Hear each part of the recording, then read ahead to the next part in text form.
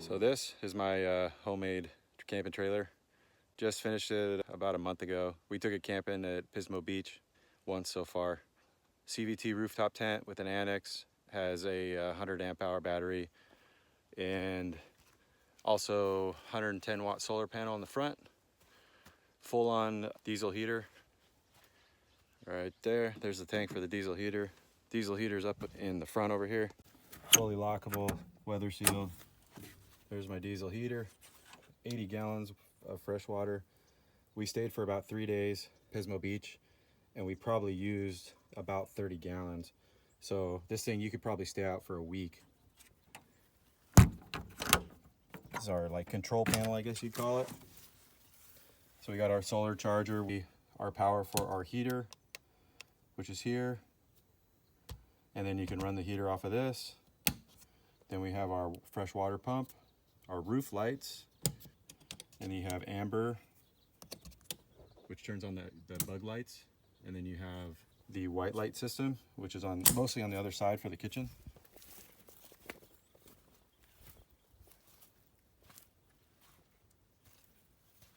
You also have main cabin lights just to be able to see, which are some LEDs, which are throughout the whole trailer on the inside also.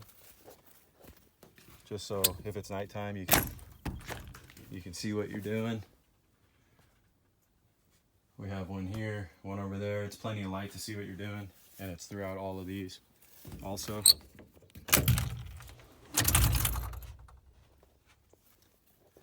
And then you also have your bug lights, which is like a red, and that's on all of these boxes, so that you can see, have the lights on and still see and not have bugs.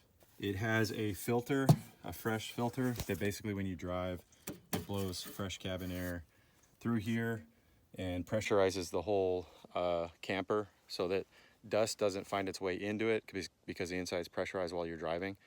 So it keeps everything clean if you're on dirty roads. It's serviceable from the other side. Up in that corner, there's a little thing you take off, and it's basically it's an air filter. You can go to AutoZone, and I believe it's an air filter for a gas-powered golf cart, club car, golf cart. An extra socket here for running like a small air compressor, and USB for your phones, which when we're in the tent, we usually run a cord up from here, and you're able to charge your phone or listen to music or something like that. And then this is just the voltmeter.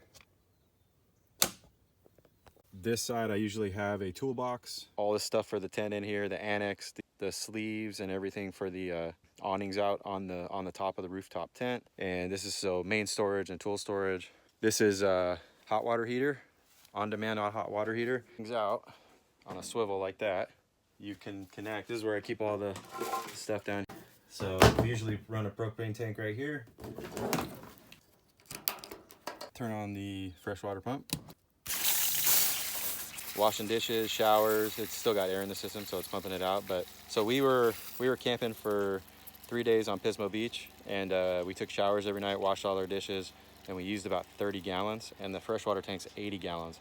So I usually, if I'm not staying out too long, I won't fill the thing all the way, just because it's a lot of weight. I'll usually fill it, you know, like maybe 1/3 to 2/3 of the way, just to have extra water depending on how long I'm going to be staying out. And it gets super hot. It's like super nice. My wife was stoked on it. We run a little shower tent that we bought at, I think it was Big 5, and we just put it right here, and you shower right in there. When we go to the beach, we just use it the way it is, and we don't even hook up the propane tank, but we go jump in the water and then wash off with this. Here's this table that we hook up on the kitchen area, so we have like a full kitchen with a pop-up awning that you just buy. I think we got all this stuff at Big 5 or Harbor Freight. Oh yeah, this one's from Home Depot. Actually, I think it's like $60. We have a rear mounted hitch carrier, so if you needed to pull something or pull somebody out, you can. And then this is my own little step up, so you can get up here, which I installed a pull-up bar for myself. So when we're at the beach, I can do pull-ups. And then these are the receivers for both of those, which I have to take this out. This is a whip for Pismo Beach. So I got to take this out to put the jacks in, and I'll show you how to do the jack stabilizer system. A little place so you can put a shovel up here, or brooms or whatever, and these latch in so you can have a shovel here for your campfire or whatever. This is the galley area, this is the stove we use, which is just a little propane stove. You set it up right here. You got your full kitchen, basically, utensils, whatever you need in this area. And then this is where we usually keep the fridge. The fridge straps in right there. There's a 12 volt right there. This is also just another front storage area, which this is a off-road hitch that I built. Haven't used it yet, but I'm pretty sure it's strong enough to use. And then these are the jacks that go into the back. Are the front stabilizer jacks, which are basically, they do not raise or lower. Well, they do, but not with the jack option. This pulls out, but this unclips, which is probably that one. Your pin back in.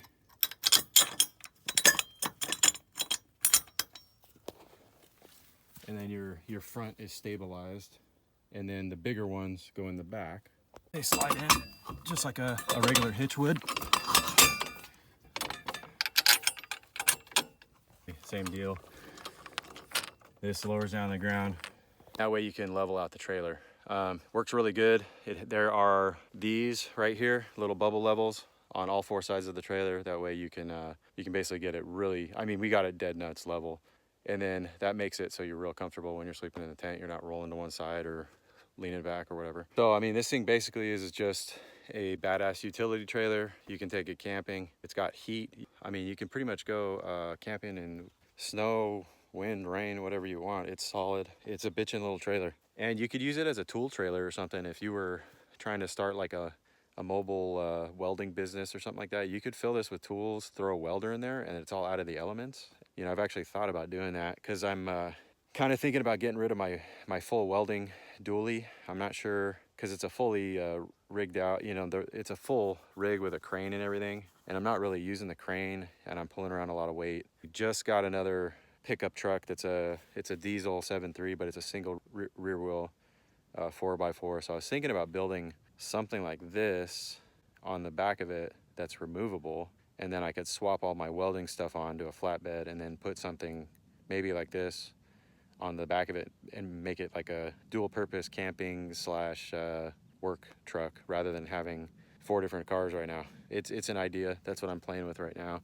I'm not going to deploy the CVT rooftop tent. You can pretty much pull up a video on any of their websites and see it.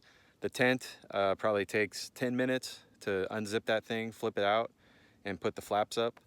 Super easy to deploy, and there's a, like, I want to say it's a 3-inch pad in there.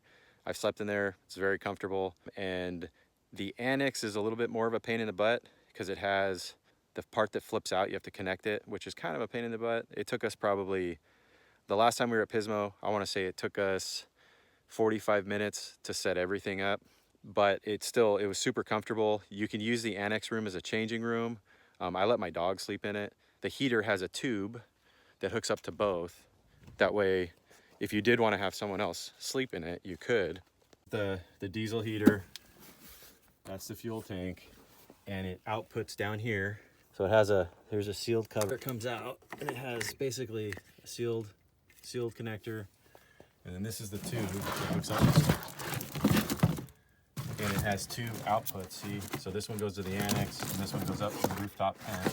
So this hooks up, clicks into place, and now you got heat.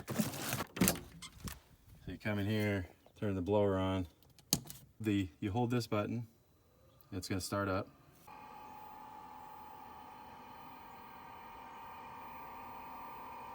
It's up, keep it closed. And basically, you got 2 of these ducts that pump hot air. So you could technically run another tent on the ground, or you could run the annex and you run this up in the rooftop tent, and you got massive amounts of heat. We ran it on the lowest settings at night, and we ran it for 3 days, and this is what was left in the tank. So you still have probably another day or 2 left right here. Freshwater fill for the tank, like I said. Here by the spare tire, 80-gallon tank, probably more water than you'd ever need. But if you did want to go camping, desert camping or something, I'd say you could probably stay out for longer than a week, especially if you conserve water. We were out for 3 days, and we took showers, washed our dogs, washed all of our bathing suits, all of our dishes and stuff like that. And we barely used probably 30 gallons. So you could probably stay out for quite a long time with this thing.